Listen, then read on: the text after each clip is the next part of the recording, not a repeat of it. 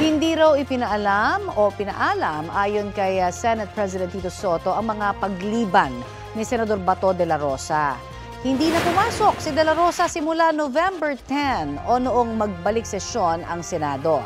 Sabi ni Soto, hindi pa niya nakakausap muli si de la Rosa mula noon.